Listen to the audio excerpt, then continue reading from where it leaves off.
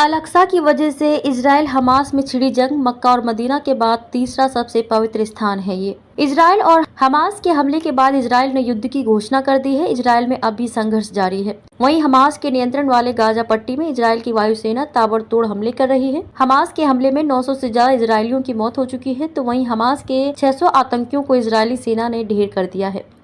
Hamas के अधिकारियों ने कहा कि ये हमला अल-अक्सा मस्जिद पर चल रहे तनाव की वजह से हुआ है। इससे पहले साल 2021 में इजराइल और हमास के बीच 11 दिनों तक युद्ध लड़ा गया था। आपको बता दें कि इस्लाम धर्म में अल-अक्सा को मक्का और मदीना के बाद तीसरा सबसे पवित्र स्थान माना जाता है। इसी को लेकर इजराइल और फिलिस्तीन के बीच विवाद है। अल-अक्सा मस्जिद मुसलमानों और यहूदियों दोनों के लिए पवित्र है। यहूदी इस जगह को टेम्पल माउंट कहते हैं। इस जगह को लेकर पहले भी हिंसा हो चुकी है। हमास ने यहूदियों पर यथास्थिति समझौते का उल्लंघन करने का आरोप लगाया है। युद्ध घोषणा का क्या मतलब है? युद्ध की घोषणा के बाद अब इजराइल हमास के खिलाफ सैन्य कार्रवाई कर रहा है। इजराइल ने पहले लेबनान और गाजा में बड़े पैमाने पर सैन्य अभियान चलाए हैं, लेकिन इसकी औपचारिक घोषणा नहीं की है। लेकिन अब युद्ध की घोषणा के बाद खुले तौर पर गाजा में कार्रवाई कर रहा है। किसने दिया इजराइल का साथ, कौन विरोध में? अमेरिका के रक्षा मंत्री लॉयड ऑस्टिन ने फोर्ड कैरियर स्ट्राइक ग्रुप को इजराइल की मदद के लिए तैयार रहने के लिए पूर्वी भूमध्य सागर में जाने का आदेश दे दिया है। इस बेड़े में कई जहाज और युद्धक विमान शामिल हैं। जर्मनी, यूरोपीय संघ ने भी